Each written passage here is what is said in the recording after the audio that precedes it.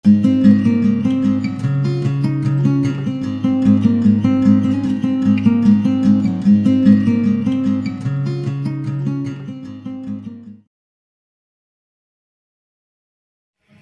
warahmatullahi wabarakatuh. Di sini saya ingin menjelaskan pendekatan psikologi sastra. Psikologi dan sastra adalah dua aspek pengetahuan yang berbeda namun memiliki berbagai keterkaitan.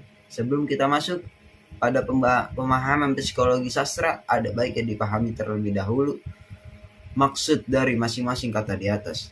Sastra merupakan kata serapan dari bahasa Sanskerta yang artinya adalah tulisan yang mengandung instruksi atau pedoman. Dalam penggunaannya, kata ini lebih sering digunakan untuk merajuk pada kesusastraan, yaitu hasil karya penulisan yang mengandung keindahan dan unsur seni, misalnya puisi, drama, dan esai. Di sisi lain, psikologi sendiri merupakan sebuah cabang ilmu pengetahuan yang mempelajari tingkah laku dan proses mental yang dialami dan diperbuat oleh manusia. Dari penjelasan di atas dapat dilihat bahwa sastra lebih cenderung ke arah fiksi yang menonjolkan keindahan, sementara psikologi lebih cenderung ke arah real dan berdasarkan fakta. Walaupun demikian, keduanya saling berkaitan karena kata sastra dan psikologi mengangkat tema manusia dan kehidupan sebagai bahan analisa yang utama. Seiring dengan perkembangan zaman, karya sastra yang awalnya merupakan produk yang dihasilkan tumpahan perasaan dan digunakan sebagai bahan pengisi waktu luang semata telah menjadi suatu kajian untuk memahami dinamika kehidupan. Berbagai kajian lainnya seperti sosiologi sastra, antropologi sastra, dan lainnya semua berkembang di era modern. Terutama hal ini didorong oleh keinginan untuk memahami karya sastra secara lebih mendalam dan tidak hanya sebatas berhenti pada mengikuti alur cerita dari karya sastra yang bersangkutan. Hal ini yang mendorong pendekatan dan kajian ilmiah terhadap karya sastra.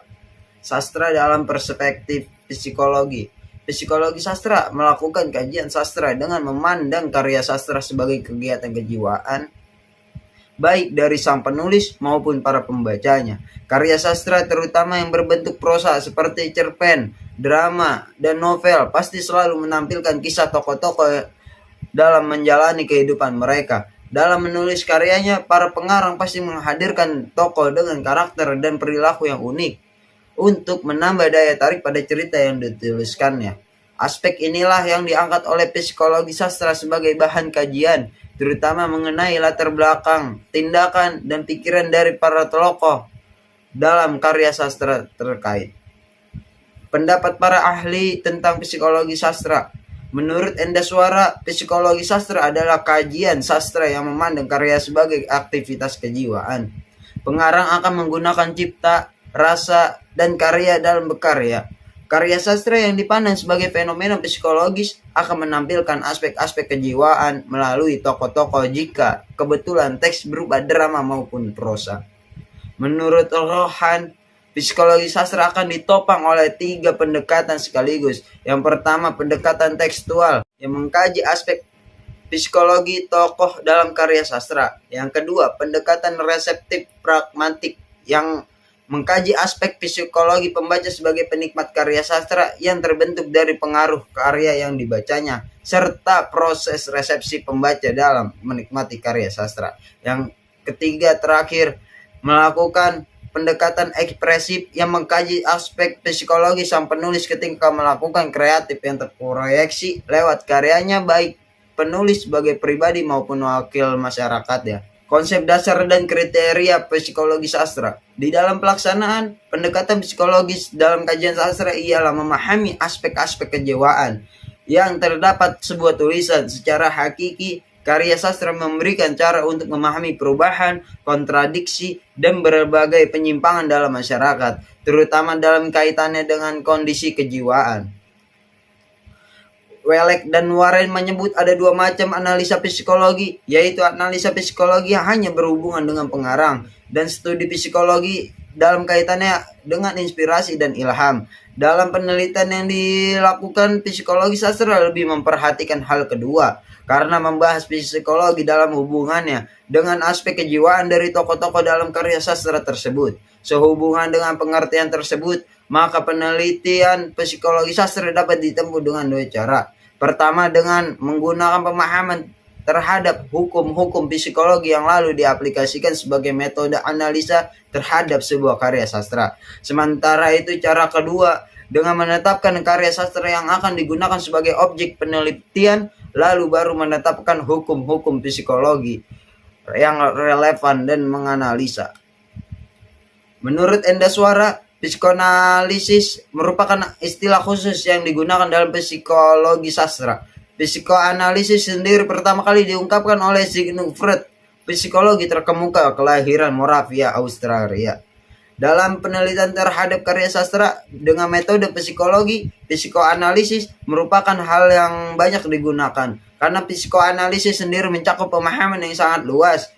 Biasanya dalam penelitian sastra, teori psikoanalisis hanya diambil bagian-bagian yang relevan dan dianggap berguna saja. Psikoanalisis digunakan untuk menganalisa tokoh-tokoh yang dituliskan oleh pengarang sebagai buah dari imajinasinya yang dituangkan dalam bentuk tulisan. Dengan menganalisis kondisi kejiwaan dari para tokoh yang ada di dalam karya sastra yang dihasilkannya, dapat disimpulkan bagaimana kondisi kejiwaan sang penulis dari saat menuliskan karya sastranya. Konsep Freud yang paling mendasar tentang psikoanalisis ada tentang ketidaksadaran. Menurut Freud, kepribadian manusia terbagi menjadi 3 lapis. Yang pertama, tidak sadar, unconscious, merupakan bagian terbesar dari kepribadian yang mempengaruhi perilaku manusia. Seringkali tidak terlihat secara jelas. Yang kedua, prasadar, prosensitious, merupakan bagian kepribadian yang tidak disadari namun berpotensi menjadi sadar. Yang ketiga, yang terakhir, yaitu sadar conscientious, merupakan bagian dari kepribadian manusia yang sadar akan keadaan sendiri dan keadaan sekitar. Dalam perkembangan selanjutnya, Freud juga mengungkapkan konsep teknis lainnya, namun dengan dasar konsep yang sama, yaitu tingkah laku manusia lebih banyak ditentukan dan digerakkan oleh alam bawah sadar dalam kepribadiannya. Karya yang bermutu menurut pendekatan psikologi adalah karya sastra yang mampu menyajikan simbol-simbol, wawasan, perlambangan yang bersifat universal dan yang mempunyai kaitan dengan mitologi, kepercayaan, tradisi, moral, budaya, dan lain-lain. Karya sastra yang bermutu menurut pandangan pendekatan psikologis adalah karya sastra yang mampu menggambarkan kekalutan dan kekacauan batin manusia. Karena hakikat kehidupan manusia itu adalah perjuangan menghadapi kekalutan batinnya sendiri. Di sini ada kutipan kata, kebebasan individu penulis sangat dihargai dan kebebasan mencipta mendapat tempat yang istimewa. Semi. Dan pada akhirnya ilmu psikologi mampu melakukan pendekatan ke berbagai jenis studi ilmu lainnya. Tidak terkecuali pada ilmu sastra. Secara umum berdasarkan pemaparan psikologi, sastra di atas dapat disimpulkan bahwa psikologi sastra merupakan kajian sastra yang pusat perhatiannya pada aktivitas kejiwaan, baik dari tokoh yang ada dalam suatu karya sastra, pengarang yang menciptakan karya sastra, bahkan pembaca sang penikmat karya sastra. Hal tersebut dikarenakan oleh karya sastra merupakan cerminan psikologi pengarang dan sekaligus memiliki daya psikologi terhadap pembaca. Sekian dari saya.